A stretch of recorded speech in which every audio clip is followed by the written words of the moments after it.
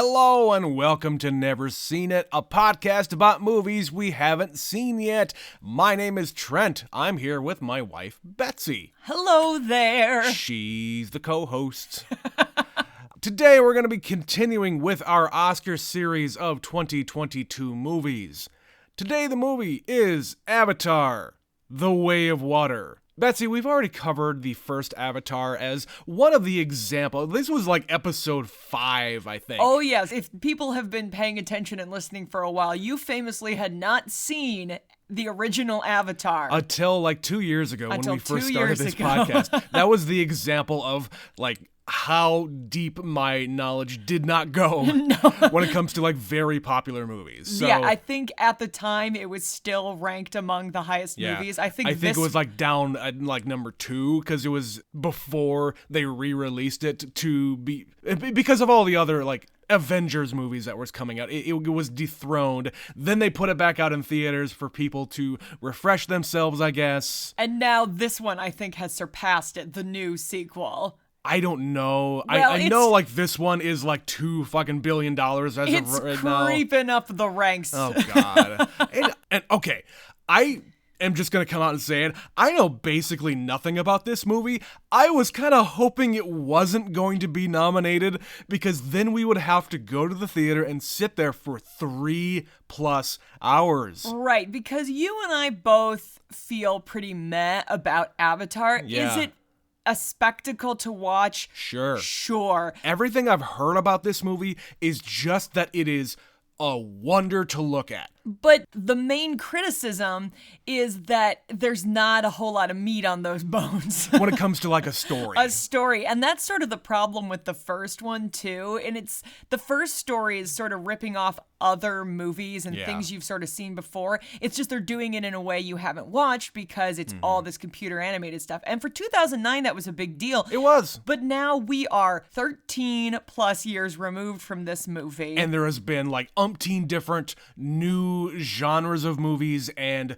the technology is advanced that much more. Yeah, like there are entire movies that are basically just this. All of the fucking Marvel movies are basically like this. You barely have any live actors on screen and the rest of it is all CG. Right, and we're going to get some returning players from the first one. The thing we keep saying from the beginning is Giovanni Ribisi is still a threat. We hope he's in this movie. I'm pretty sure he is. As I understand it, he shows up because that threat is not resolved. The humans from planet Earth who have invaded this planet are still going to be a problem. They didn't just wipe out the human race or anything. No. All they did was have a decisive victory for the time the movie ended. And they kicked him off the planet of Pandora because they fucked up their shit, they destroyed their trees, and they won a big victory, like you said. And I'll be honest here, I had to go and kind of rewatch the original Avatar just a day or two ago just to refresh my memory. Because again, I've only seen the movie once, and it was 2 years ago. So the things I came away with are... Number one, I really hope that Sam Worthington worked on his accent. I remember we had problems. God, it was like worse the second viewing. Now that you've noticed it, it's just glaringly terrible. It's obvious. Like he didn't even try in some cases. Yeah, and he's had a lot of years to try it and work on it in other capacities. And it's not like Sam Worthington's been doing much else. No, he's worked, but... You know, he's not in anything you've ever seen. He is not the megastar they were hoping he'd become in 2009. Him too. Another hunky Australian, a bunch of brothers got more famous than he ever did. Correct. So he's back. Zoe Saldana is back. Yeah. I know we've got a whole lot of extra people who have been added. I know Kate Winslet is in this movie. Okay. And then... What I want to say, like Edie Falco or somebody like that. Yeah, there was a story going around that Edie Falco was doing an interview with somebody recently, and she was like being asked about the new Avatar movie, and she completely forgot that she was in the movie because she figured it had already come out and bombed because nobody's been asking her about it because she probably did her recording of the movie like 5 years ago or something. At least. Yeah. And other than those two, I don't, off the top of my head, know any new players for this movie. I also don't really know the plot. I know nothing. I know there's a lot of underwater there's stuff. But a water people, so it's basically another group of people native to the planet. Yeah. And they live in the water, and there's like whales and shit. Sure.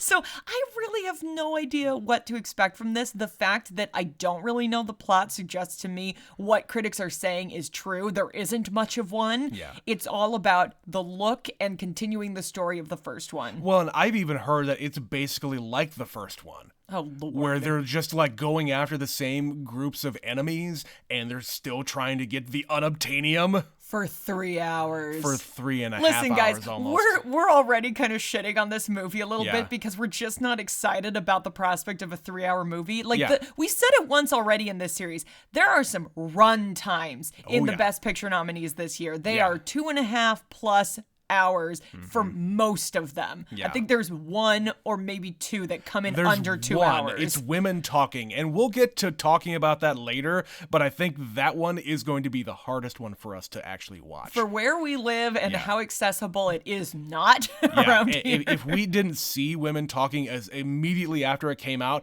we're gonna have to wait until like the middle of March to watch it. But anyway, that all being said, I don't think there's anything else we can need to say here because shit. I'm setting my bar very low. Like, all this movie can do is Yeah. exceed my expectations. Is it gonna be for us? I don't know. Maybe this movie will surprise me. Maybe I'll be amazed by this. Maybe it'll be better than the first one. Maybe, but it's gonna take a lot for me to sit there for over 3 hours and have it really have an effect on me. You need to be impacted. Yes. Especially for this movie being nominated for Best Picture. Yeah. Anyway, we're going to go to the theater, go watch Avatar: The Way of Water. We'll be right back.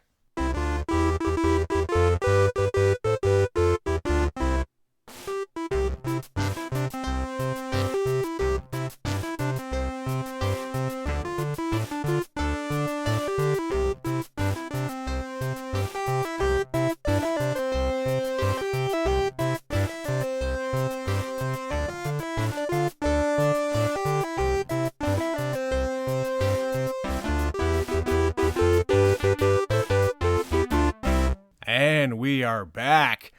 Betsy, that was Avatar: The Deuce. What did you think of that one? Yeah. Like, honestly, that was kind of a big fart for me. That was a lot of nothing. It was a lot of nothing. Like, I understand completely the positives that people are giving this movie about how it looks. Like, there are moments in this movie that look incredible where I cannot tell the difference between I'm looking at a set piece with animated characters on it or a fully animated sequence. I could not tell the difference. And that Yeah. tells me it was incredibly well made. Yes. And before we get into the meat of the matter here, we do want to make a shout out here. This episode is actually brought to you by one of our listeners. We got a letter in the mail. We have always been soliciting, hey, if you want to sponsor an episode, have us watch a movie, do whatever. You can contact us and send us whatever in the mail or PayPal or whatever else. We got something a month or two ago. It's been a little bit here. Yeah. From Dr. Katie. My sister! Your sister.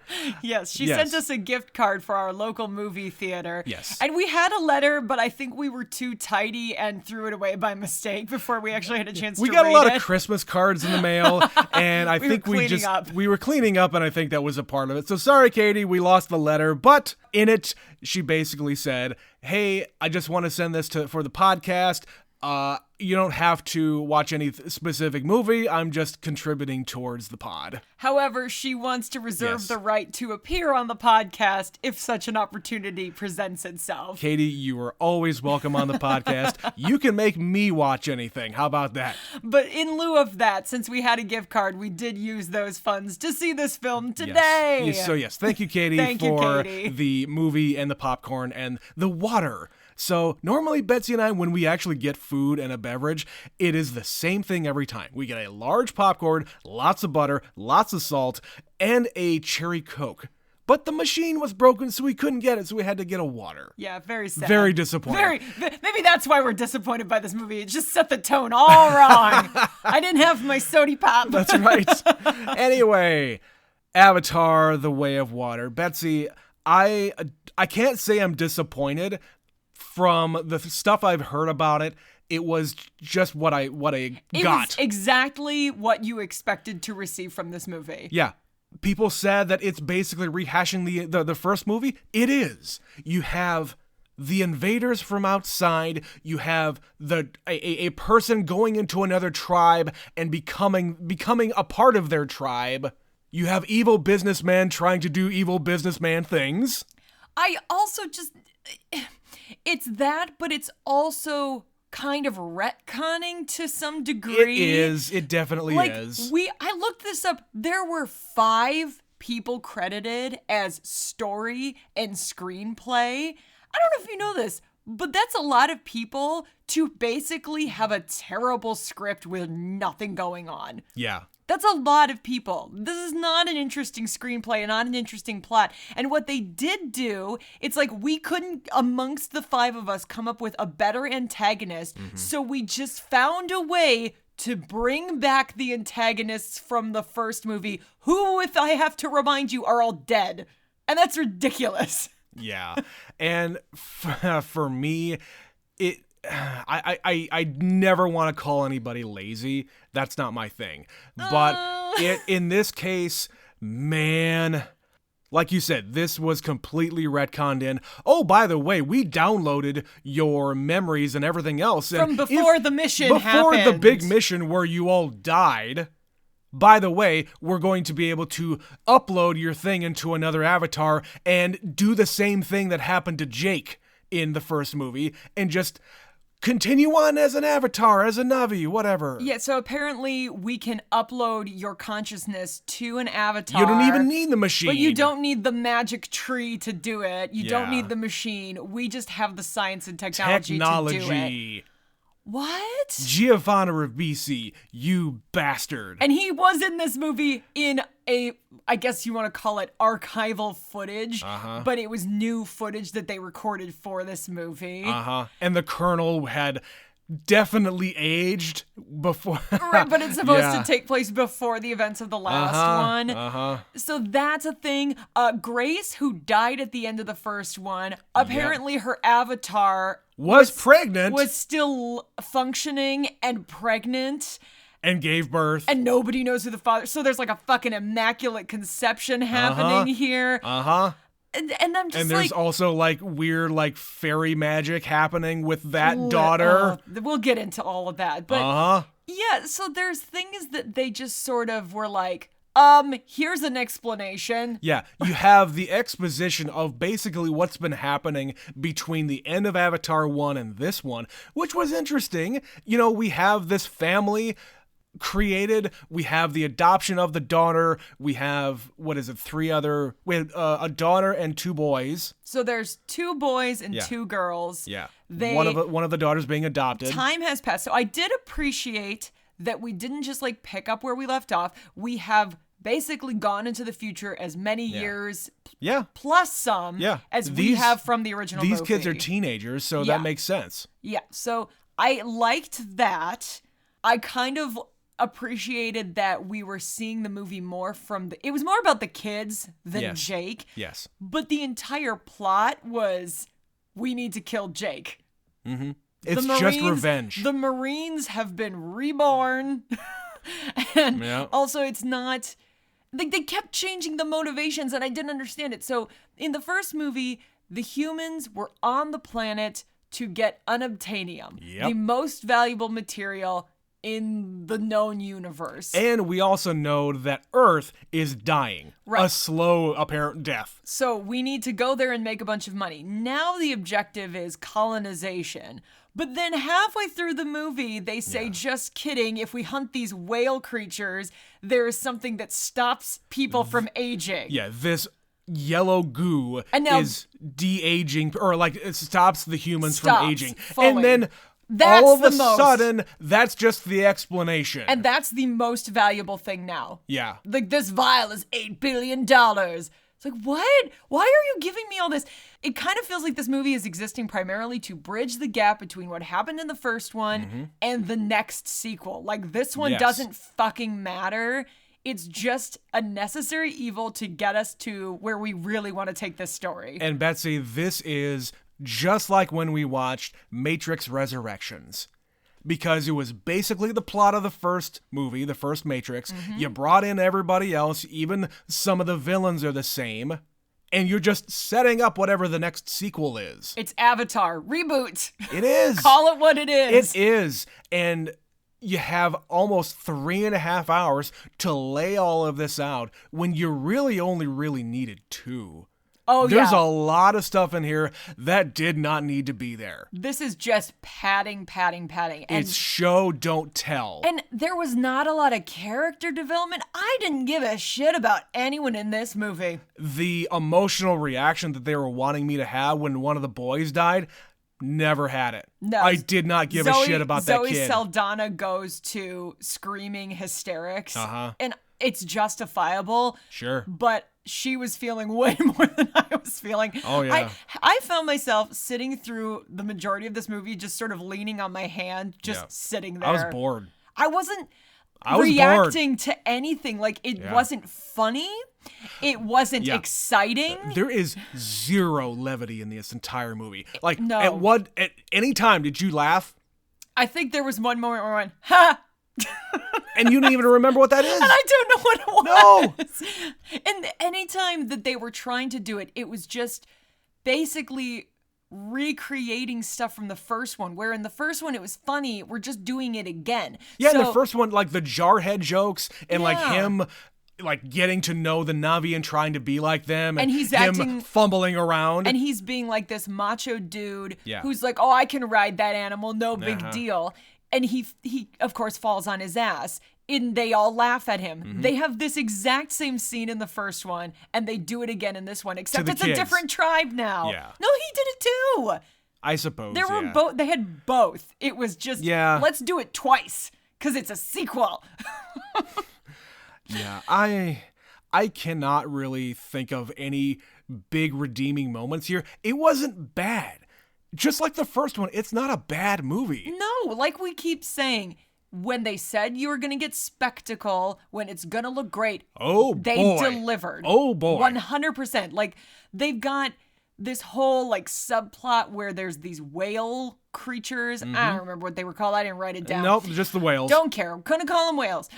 So they're another one of those, like, spirit sisters, spirit brothers, where they all kind of bond with an individual whale. And they are intelligent. They're more intelligent than people and the Na'vi. But they have this whole plot about, like, one of the boys makes friends with one of them. And so they have these sequences where they're just swimming through the water, and it looks amazing. Like, if you told me, yeah, that's footage of a real thing, I'd be like, okay. The water looks incredible. Yeah. Every creature here looks incredible. But you know what? What water looked incredible? Like in Finding Nemo. That looked really good, even though that was all very animated. It's how they do the light in the water. Yes. Like, there's a very specific way the light refracts and things like that. Everything looks incredible in this movie. I'm not going to say anything bad about how everything looks and reacts to everything. Totally. And it's got all the same effects from the first one. Like, they kind of glow. They have weird, like, sparkly bits. The creatures glow. There's this shot at the beginning when the humans come back. They basically land with this fiery, burning hellscape where they burn half the forest to the ground. And it's just sort of this, like, footnote where it's like, when they land, it's like great destruction. And then it's a year later. But it's like, here's this giant explosion. And it looked great. And you felt like a visceral, like, burning feeling in this movie. But it's just like a moment, and then it's over. And they don't really explain what they land there to do. Like, they make this entire industrial city where we get introduced to the Edie Falco character, who is the general of the entire operation. And again, they don't describe what they're doing. She even says, this isn't a mining operation. Okay, then what is it? Well, she said it's colonization. They've killed the planet further. Yeah. The goal is to bring people here. This is going to be I a permanent guess. base. And she says they have done more in 1 year than they did in the last 30 on this planet. Sure. And they even can breathe on their own. Did you notice that? They have a large enough facility. Yeah. That's what's going on there, yeah. And I don't know whether or not, like, they're able to, like, bring, like, oxygen-creating plants there. I didn't see any plants. No, they have. Unless it's they all spend artificial. too much time destroying plants. Like, that entire area is just completely arid and dead. Mm-hmm. So there's just so many questions about the plot. Like, is there... I'm trying to figure out, is this supposed to be an allegory for, like, human destruction? Because it doesn't feel like that. Is it a revenge movie? Is it humans are going to take over the planet? Is it we're here for these valuable substances? What was the goal here? And there really, I can't get to anything. The only message that I got loud and clear is that whalers are bad. Yeah, like, is this Moby Dick? Like, what are we No, talking Betsy, here? it's Free Willy. It's Free Willy.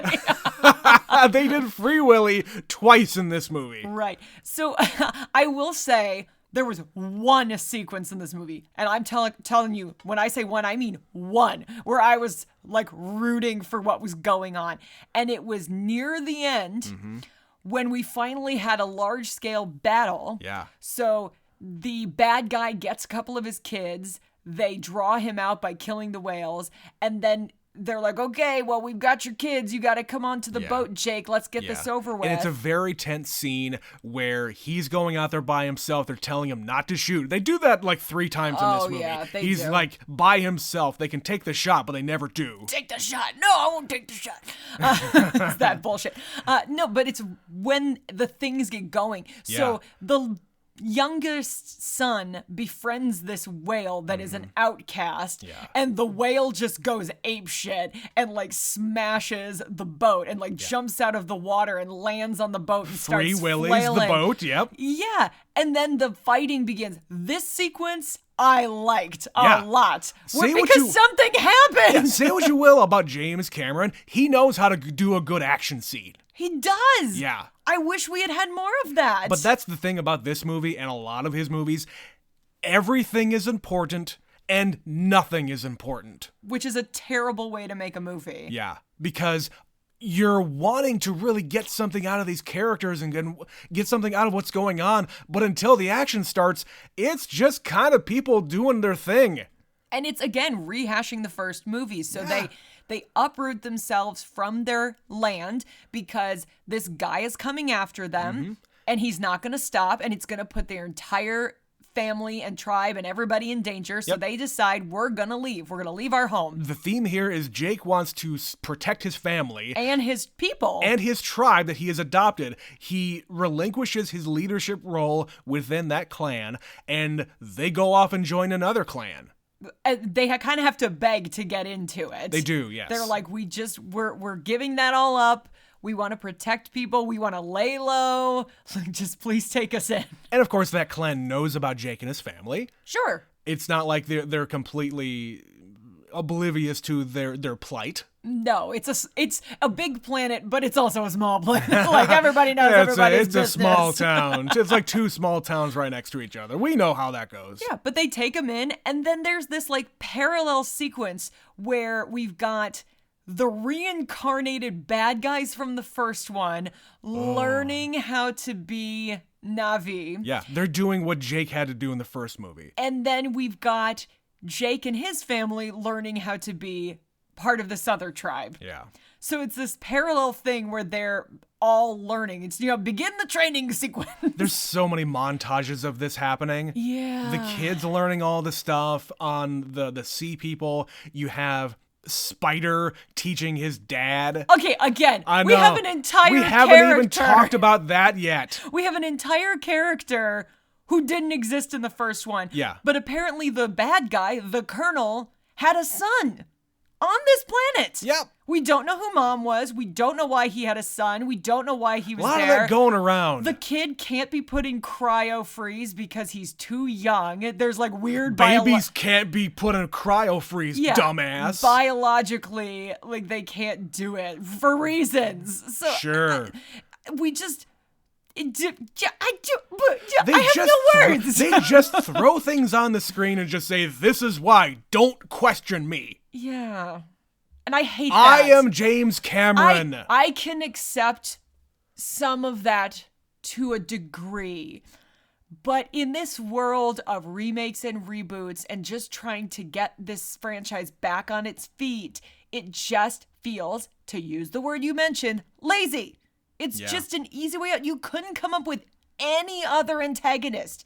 The entirety of the human race is going under on planet Earth, and they know this planet exists, and clearly it's been about 15 years, let's call it. And I'll say this, that's a very interesting thing. Tell me more about that. It could be so interesting, but instead of giving me any other bad guy who's worse than the first guy, or bad but in like a sympathetic kind of way, like the plight of the human beings is, the planet is dying.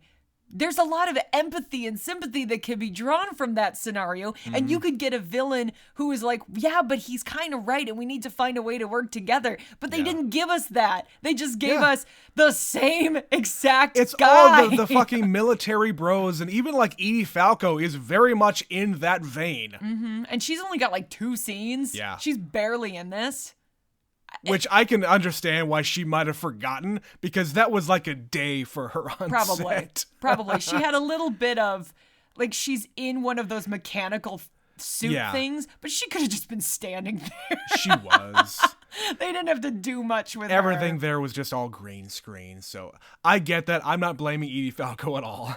No, I'm blaming the lack of creativity as far as screenwriting was concerned. Yeah. I'm trying... I know we're going to talk about Oscars later, but I'm trying really hard to justify why this was nominated for Best Picture, other than the fact that it's pretty. Yeah. The first one was very pretty. This one is even prettier. And I'll say this, though. Sam Worthington did work on his accent. Okay, but you know how you get around that? You don't give him as many lines. You don't, but I'll tell you this. He's a more minor character. He is, but he is much better. I didn't hear one slip whatsoever. Good on you, Sam. All right, since we're talking about accents, I'm going to nitpick now. Okay. Pick away. Why is it that some of their children have accents like their mother and some of them do not? I would say it's probably because they come from a mixed family. That is not uncommon. Because they are of 2 different parentages? Yes. Jake doesn't have an accent. He has his own accent. Right. The mom has her accent, and everybody else around them. This is very much a tribal community. Right. You're going to pick up accents from different places. But you tend to pick the dominant accents of the region you live in. Depending on how much you listen to your parents or why not. is number 1 Sigourney Weaver back in this movie? Oh, God. Voicing a teenage girl. That was so distracting. The fact that I'm hearing Sigourney Weaver's fucking 70-year-old plus voice coming out of this teenager. 80. She's like way older than you think. She's up there. I hated that. So you've got that, and then randomly 2/3 of the way through the movie, we find out there's whalers, because whalers, and we don't know anything about that. Except that they're bad.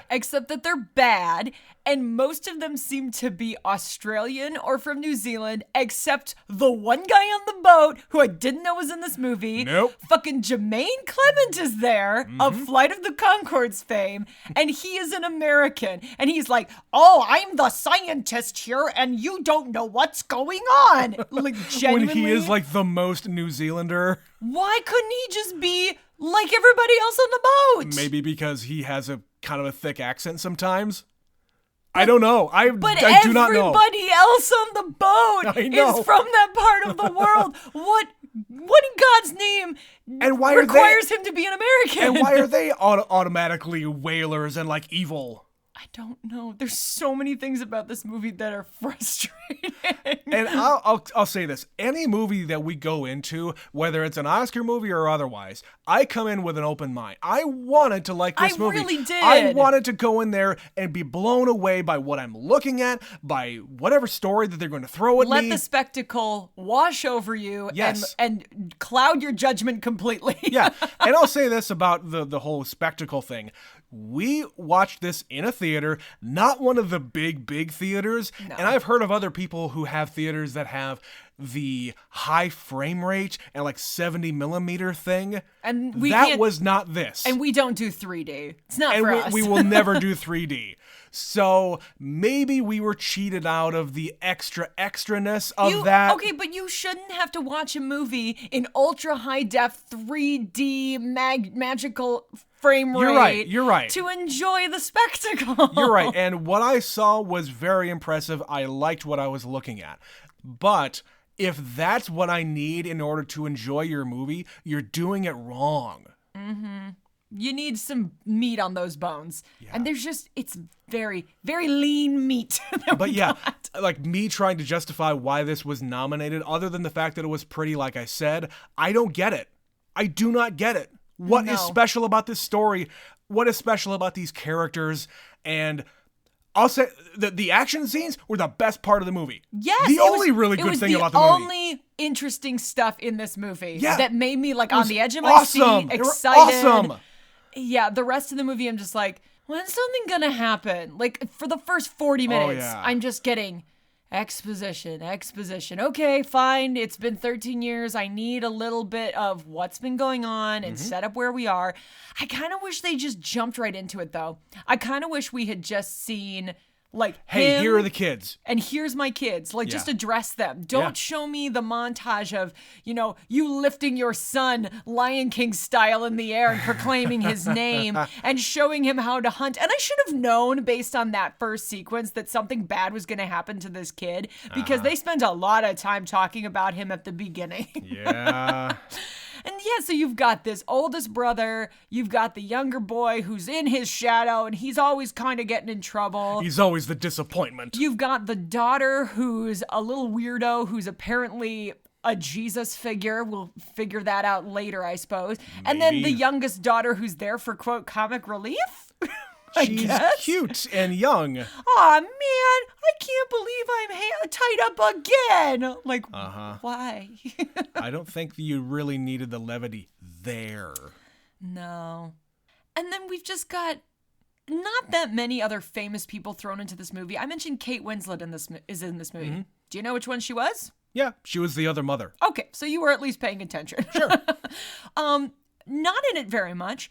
I'm also a little confused because one thing I had heard about the making of this movie was that she apparently inadvertently set a record for holding your breath underwater. She was underwater. I had heard this. For like 7.5 minutes or some absurd thing. Yeah. And she just basically accidentally set a world record. When in this movie did she spend any amount of time underwater? I don't know.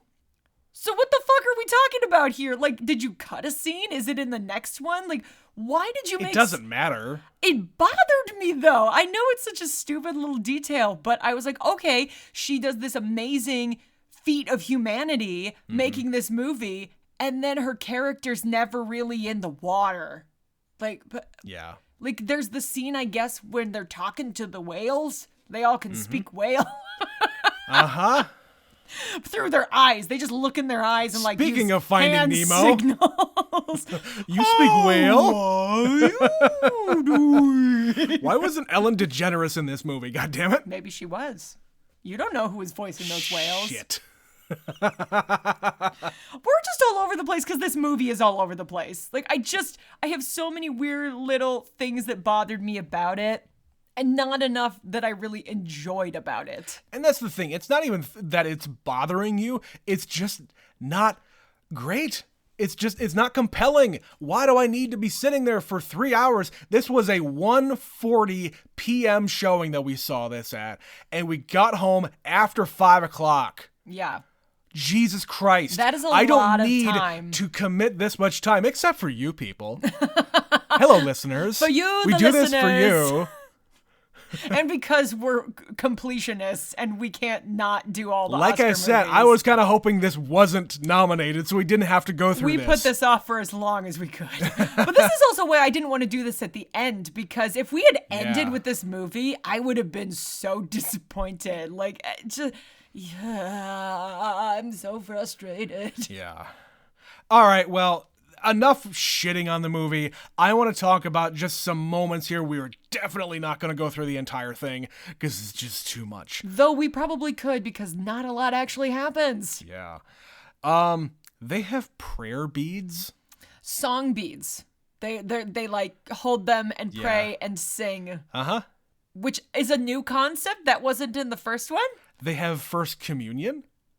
They have First Communion. When? They call it First Communion when they attach themselves to their spirit tree. They called it First Communion. So that's new. Yeah. Even though we did it in the first one. Well, it is. They didn't call it that for him, but I think it's more for the kids in this case. For the baby. Yeah. We have eclipses in this one. Is that in the first one? You just rewatched the first one. Was there ever a solar eclipse? Nope. So a daily event is an eclipse, and that somehow managed to slip our knowledge in the first one? I mean, I'm sure there were night scenes. I know there were night scenes, but they didn't point it out. So is it night or is it an eclipse? Because It doesn't really matter. But it does, because they specifically reference an eclipse. They call it an eclipse because there are like moons and other planets that are surrounding them, and they have like, do they have multiple suns? I don't actually know. I don't know, but it really bothered me that this was such a critical part of the story at different moments, and they've never talked about it. Yeah. It's selective importance. Yeah. Oh, it wasn't important in the first one, so now we have to bring it up. Uh-huh. Next thing. Apparently, humans can read minds with machines. Did you catch that? When they were torturing the spider kid? Yeah, Spider Kid. Yeah. He's impervious to their machine. I don't get that. They hook him up to this thing, and they keep telling him, if you just think about it, We'll see it if you see it. Poke, poke, poke, prod. Think a happy thought, and we'll lock onto it, and then we can see into your mind. That's fucked up. That's new technology. That's fucked up, though. But he's too resistant because he's this feral child who grew up in the wilderness. Yeah. Just some stuff about the sea Navi. I don't even know what the hell to call them. It doesn't really matter, but they have lighter blue skin. They're more turquoise than Yeah. blue. Their tails are more like fin-like, so they can actually wave it back and forth to swim better. Mm-hmm. And their arms, like their forearms, are like Popeye's forearms. Yes. Where they can help propel themselves through the water like that. They are adapted to this They have evolved to environment. be in the water more often, which, I mean, just goes to show you how long that this species has existed on this planet. In various places and forms. Yeah. And there's apparently more to it, too. There's other tribes we haven't heard about yet. There's going to be like 5 more movies, so I'm sure we're going to find out. Please don't. Send us to the fire realm, send us to the sky realm, send us to the underground realm. Who the fuck cares? The underground cave's got to be next. Yeah, I'm sure big eyes are going to be next. Mm-hmm. God damn it. Of course, as opposed to the jungle Navi, which have like monkey tails. Yep, they're long. I never and really lean. even thought about that. Mm-hmm. They don't really use them as that, though. They don't, but it makes more sense now that I look at this other tribe. Yeah, they have adapted to their environment. There's another creature that we haven't talked about yet. Apparently, there are these like sea wings that you can attach yourself to, and they help you breathe underwater. That make you look kind of like a butterfly. They're like butterfly wings. Mm-hmm. Yeah. There's a plot device that helps you breathe underwater. It's a contrivance that you just accept because it's there. We're gonna need it later. Only one person ever uses it, and she uses it later to help save her mom and sister. Mm-hmm. But no one ever thinks to use them, or maybe bring one along with you, like take it along with you when you go on your big battle mission. Well, they're creatures. They exist in their own way. So if they happen to be around, you can use them, but their daughter can like summon them because she is... Kiri has some kind of weird thing. She has the Force. Let's just say that. She has the Force. Yes, she is the Anakin Skywalker of Avatar. We don't know how she came to be. She will bring balance to... Her midichlorians are off the scale. She will bring balance to Pandora. Genuinely. It's so stupid. Speaking of Star Wars, I just have to say this. When the younger brother is off with his whale friend, and he's, like, trying to escape... It was before he meets his whale friend. He's trying to escape from the shark thing, and as soon as the whale goes and, like, smashes the shark into the wall or whatever, I said, there's always a bigger fish. Oh, that's one of those references I wouldn't have gotten if you didn't specifically say Star Wars. Episode 1, there's always a bigger fish. So wait, is this movie Star Wars The Phantom Menace 2? Is that what this is? That's what I'm choosing to believe, Betsy. Oh, I hate it. Well, here's something that you actually enjoyed.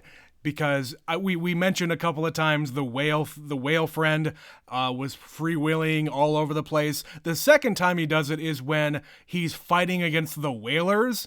Yeah, he takes revenge on the whalers, and they've already established at this point that these whales are incredibly intelligent. So he dodges a harpoon gun and the explosive harpoon, and he wraps it up in his mouth. Yeah. And then starts dragging the boat and like leaping over the boat and tying up the boat with this cable. Yeah, and he jumps over the boat and it's like shearing off the top of the compartment there where they can go inside.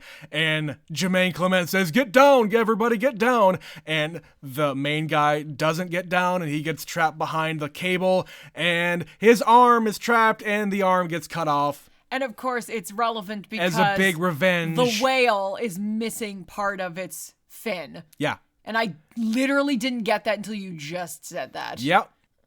The whale got revenge, Betsy. Stupid. It's stupid. It was a cool sequence until you ruined it for me. Yeah, we have the big action sequences at the end. The boat is going down. Of course, James Cameron sinks the boat. Of course, Betsy. And I need to make a confession here. I didn't get this in the first movie, and I didn't get this until we were literally driving home from the theater. Okay. Jake and Jack. Yeah. Did you get that? I did get that. Of course you did, because you saw Titanic like 15 times. Shut up. I was 13, and it was amazing. And we could have gone to see it today instead of watching this. That's right. They were playing Titanic 3D in our theater. And regular. We could have gone to see a 3-hour movie that we enjoyed versus Avatar: The Way of Water. But yes, like I told you, he's not a great screenwriter when it comes to things like that. It's the hero's name is Jack. The hero's name is Jake. Jack, Jake, Jake. God damn you, James Cameron. Anyway, that's the one thing I really needed to say. And just a stupid and let me know if you were just as surprised to have that revelation like I did. Because, yeah, I didn't get that until I was driving home. But yes, they have the big action sequences. They were really cool. We keep on saying it. One of the kids gets killed in the line of fire. His oldest son dies. Yeah. And like the daughters are all tied up and they come back. You all saw the movie, so you get what we're talking about here. It's a lot of, they're going to win and the kids get away, but then they capture some other kids and tie them up again. The boat isn't completely gone yet. The bad guy isn't dead yet. But I had a question here. After the big battle with all of the Na'vi coming together, the family and the sea people, where did the sea people go in the interim time between the big battle and the battle on the boat? The one-on-one Where fight. did they go? They went home. Did they win? I guess. What was their objective? Sink the boat, and they did it. You didn't see them leave? Because it's not important. Just assume they went home, Trent. I'm serious, though. No, I get it. They just disappear. And we are left with the family, the Sully family, on a rock, and then they all go back into the boat, for this final showdown with the bad guy. Yeah, the other daughter is saved. Or wait, no, she's on the beach with the dead brother, isn't she? Yeah, so 2 of the kids are on the land. The other daughter is still on the boat. The younger brother goes to save the dad. And then mom goes to save the daughter. Right. And but then they both end up in there. I don't fucking The other know. daughter is on the beach? Sorry, the two daughters are on the boat. That's right. The 2 daughters were taken captive. But I'm saying the other tribe leader's daughter. The love interest. Oh, like, that was even underbaked. Like, I met a boy. And then we never talk about it again. But yeah, so they're on the boat. He's on the boat, the bad guy. And then Jake just finally says, let's just finish this here and now. And they have this big fight while the boat is sinking. And like, mom is going fucking nuts. Oh yeah, mom went apeshit. But then they get sucked down, her and her youngest daughter, into the bowels of the ship. And while all this is happening, Spider is like cowering away from the mom. Wouldn't you? What's that about? Was he like legitimately scared of her? Like, I think so. Like she was gonna kill him for some reason? She was on a rampage. Like she wouldn't recognize him? No, her eyes would. She had crazy eyes, Trent. That woman was out for blood. That's like mom anger right there. And in the next sequence, mom rage. She actually grabs him. Yes. Because he is the other guy's son. I get that. So, but was she serious? She might have been. I feel like she would have done it. Because she was pretty pissed. She was. But was that just a ploy? I have no idea. Not important, because she doesn't go through with it. And then they have this big final showdown where Jake and the Colonel guy are fighting underwater. And it's sort of sloppy and stupid. And then they get into like a stranglehold. Yeah. And the Colonel, the bad guy, sinks. And I was like, well, he didn't confirm the kill. That's just sloppy. And guess what? It's because he's not fucking dead. Because even though Spider doesn't want to save his dad, he's an asshole. He never did anything for me. That piece of shit can die for all I care. He uses his one fuck in the movie to go down and save his ass. Fuck you, James Cameron. Like, and again, a problem with the dialogue. Why do they amp up the swearing as the movie goes? The kids refer to people as buttholes. Buttholes, and one of like when the kids get into a fight, one of them calls them a bitch. Yeah. Like, where does that come from? Is it just all dad? It must be all dad. And then later they start saying shit, and then we get one fuck. But it like escalates weirdly through the movie. It feels awkward, and like we didn't need it at all, but we put it in there because we could. Do they even have buttholes? I mean, it's a valid point. We never see them. We don't see any dicks. We don't see any nipples. We have to assume they have something because they cover it all up. Like, they're not mammals, and yet they got boobs. Yeah, they got boobs. Just to differentiate them between the males and the females. Yeah, we need to. But there's always a strategically placed cloth or garment or jewelry over the nipples. But the men don't have nipples. No, there's no nipples because they're not Nobody mammals. has nipples. Why are we talking about nipples? I don't care. I mean, I don't know. I mean, it's just something to talk about. But still, they get pregnant like 2 individuals get pregnant. Yeah. We saw it in the first movie. They came together underneath the tree. So we have to assume that's a thing. And so they could also just as soon be swearing, but whatever. I don't know how we got here. It's just a weird little inconsistency. And then the movie ends the same way the first one does. Did you realize this? The eyes. The eyes. Yeah. So they have a funeral for the son.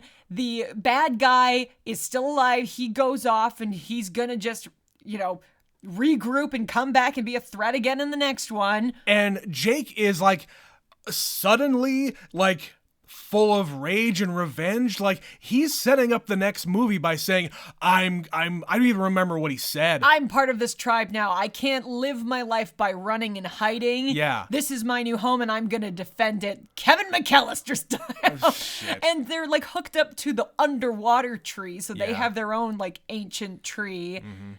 And it ends the movie zooming in on his face and his eyes open wide. And that's how the first one ended. So it's literally the same thing. And like a lot of these other like reboots and like revamps or sequels or whatever the fuck, it is all the same movie. Like, I mean, it's kind of like Force Awakens in that it's kind of a rehash of the first movie, and you're just kind of introducing whatever the next step is. I already mentioned the Matrix Resurrections. And yeah, what is with filmmakers these days and just making the same fucking movies with older characters? And in this case, they're all digital. There's no person other than the Colonel that is actually aged up. Okay, excuse me. Max and the other guy, like this other scientist guy, are also in the movie. And they are the appropriate age because time has passed. So yes. I appreciate that people are the age they're supposed to be, that time has passed. We're not just picking it up and trying to pretend like, oh, well, these guys don't age, even though we have a shot of the Colonel and a shot of Sigourney Weaver that's supposed to be from the past, even though they're much older. Like Sigourney Weaver almost weirdly looks younger, so maybe they do the digital thing on them. They did the thing. God damn it. Yeah, it's the thing you said. It's lazy. It's lazy. Call it what it is. Yeah, it's lazy as a means to an end. Like, it's just all of this so we can get to another sequel. But I go back to... Which is going to come in, another 15 years? I go back to, why did this take so long? That is my big question here. 2009. What the fuck? You made the biggest movie of all time. And what was James Cameron doing in the meantime? Wasting time underwater at the Titanic. And what is his kink about water? I don't know. He's king of the world. He's king of the world. Betsy, I'm done talking about this movie. Other than... the Oscars, because we have to talk about Oscars. That's why we're watching this movie in the first place. So what the hell did this movie get nominated for besides special effects? This movie is nominated for 4 Academy Awards. That's too many. It is nominated for Best Sound, Best Achievement in Visual Effects, Best Achievement in Production Design, and Best Motion Picture Fucking of the production year. design. Fuck that. I said it in one of our previous ones. Production design deserves to go to people who are physically making things and putting them on set. But they are. There's some of that in this movie. There's some of it. Yeah. But in this case, I don't get that. You disagree. Visually, sound-wise, fine. It can win all the technical awards because the first movie did. It does not deserve to win Best Picture. No, I'm also at a loss as to how this one eats into the top 10. Yeah. Like, enough people had to like this movie consistently for it to make it. And if you're all about Flash, sure. Fucking Top Gun Maverick has got Flash. Yeah, and it also has substance. Yeah, that deserved to be nominated. I'm not going to pass judgment on that movie, but this one, ooh. Yeah, I feel like if we were to go and explore a lot of other movies that came out in 2022, we could easily find a handful, and I'm sure our listeners will have some suggestions of things that could have taken that 10 spot over this one. This deserves the technical nominations, absolutely. 100%. I just agree that I don't understand how you can put it at the top tier after everything we just said about it. Yeah, I do not understand how this movie is so beloved in the audience reaction. Like, people are going to see this like 3 or 4 times. It's ridiculous. Yeah, people are dumb. Yeah? No. I'm not going to argue with you. Like, look, we've said it before, we'll say it again. Movies are very subjective. If you like this movie, fine. Enjoy this movie. It is your right to like what you like. Go take an edible and go to this movie 5 times. I don't care. Do what you want to do.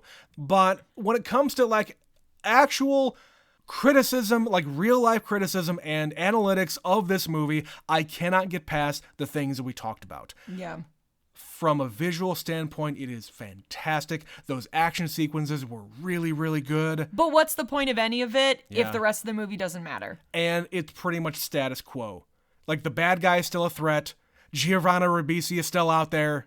We have to assume he's at home now, but he's probably still alive. He got kicked off world. He's probably still alive working for the company, unless he got fired and now he's in the wastes of Earth. I mean, honestly, if I want anything out of Avatar, it is a spinoff of what the fuck happened on Earth. Yeah. That's what I want. Show me that. That's more interesting to me. Yeah. Let all the... Okay, I was going to say, let all these native people alone. if I have a legitimate gripe here, it is with all of the hooping and hollering that all of these Na'vi are doing in the vein of Native Americans going on the warpath. That's fucked up. Well, it wouldn't be if it wasn't being written by an old white man. I don't care. I do not care. Like, that is appropriation, bar none. It's not even a fucking argument. The movie is appropriation. Yes. It is a white man writing a story about a white man saving a native people. I get that, but these are not Native American people. And neither are the actors. Like blue fucking aliens. But they're taking the Native American people, their tropes, and applying it to these alien creatures that should not have any of that. They should have their own thing. Well, and it's also taking from like African tribes and different kinds of tribes that are not what we're seeing on the screen. Yeah. If I have a legitimate complaint about what is being shown to me, it is that. So the whole movie. You have a problem with the whole movie. Well, it's not a visual thing. It is just what they're doing. Anyway, that's my soapbox. I'll get down now. All right. Did you have anything else to say about this movie before we move on? I really hope that we don't have to wait 13 years for the third one. I don't want to watch a third one. I also don't want to watch a third one. If they make it and it gets nominated for Best Picture, though, we're gonna. Yeah. But that is for another year or another decade. That's a future us problem. Yes. Betsy, let's get the hell out of here. But first, let's read an email. This one comes in from Stephanie. This is a very recent email, but because we mentioned Top Gun already, let's read this one about Top Gun Maverick. She says, it is such a dad movie. My husband actually took both of our dads to this movie over the summer, and they all loved it. I just watched it and definitely enjoyed myself. I was expecting cheese, and there was some, but I was not expecting to love the cheese and get a lot of heart too. That's what I'm saying. That is also a reboot. Take the cheese and embrace it. Like, you know what you are. Yes. Give you it know to what me. you are. Shove it down my stupid little throat. Yes. She says, Miles Teller was great, and a hot damn, Jennifer Connelly and Tom Cruise make a beautiful couple. No argument there. The other pilots had good chemistry, and I definitely bought their competition to teamwork transition. Speaking of what I just mentioned, I for sure see Force Awakens comparison, but I don't care. It was great.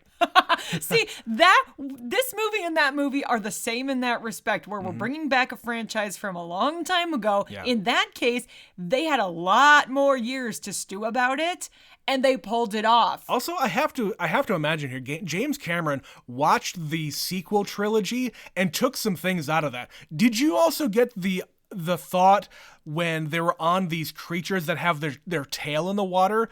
Did you think of The Last Jedi at the end of the movie when they're on the salt planet and all the red salt is coming up? I didn't think about it, but I see what you're talking about. Yeah, that's what I got. I got those vibes.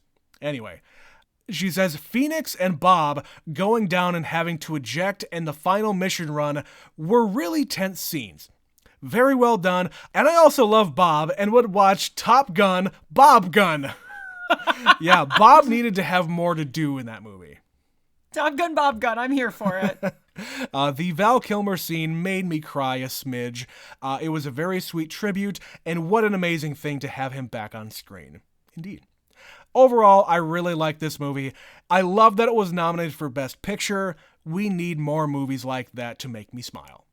Love you guys, from Superfan Stephanie. Yeah, it's a great example of doing it right versus what this movie does, where they're just kind of cashing in. Embrace the fan service. And we were kind of talking about it on the way back from the theater.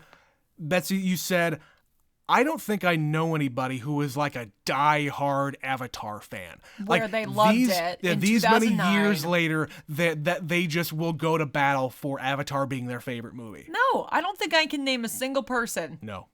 I do not get the fandom. I do not understand why this movie is like way up there as far as grossing films. Because everybody saw it in 2009 and then they moved on. Everybody did. And now everybody's seeing this one, and they will move on. And if a third one comes out, we'll all do that too. There's a new generation, which makes me understand why they're putting kids into it. Yeah, but it's, again, the Force Awakens stuff where we're giving it to the next generation. Introducing it to the next generation, yeah. Blech. Yeah. Capitalism. I say Yes. All right. Well, that's going to be the end of our discussion about Avatar: The Way of Water. Did you see this movie and have any opinions about it? Email us your opinions about this movie. We would love to hear them. Are we completely wrong? Did you just have all the feels and just wanting to cut your arm off? I don't know. Fight me. Like, let's go. Let's do it. Send us an email. Tell us why we're wrong or right, or did you just not have any feelings like we did? Email us. neverseenitpod@gmail.com is the email address. neverseenitpod@gmail.com. We're on Facebook and Instagram and Twitter. You can see all those links in the podcast description, along with the link to support us. Throw us a buck on Anchor. We would very much appreciate your support. We have a few more Oscar movies yet to go. I think a couple of them are going to be streaming, and like we mentioned in the intro, Women Talking is going to be the one that is going to be hard for us to do, so stay tuned about what we're going to do about that one. But besides Oscar movies, we're going to keep on doing our normal Sunday episodes with whatever it is that we choose to do. But upcoming, if you're paying attention, if you have it on your little card, you got a tally going. We are coming up on our 200th movie. It's going to be another special one, just like we've done in the past. Ooh. No teasers this time, but stay tuned. That is the teaser. No specific teasers, anyway. We're going to do something very similar to what we did last time with movie number 100. But again, we got Oscar movies, we got all sorts of stuff coming up, so stay tuned. We got a lot of cool stuff coming through.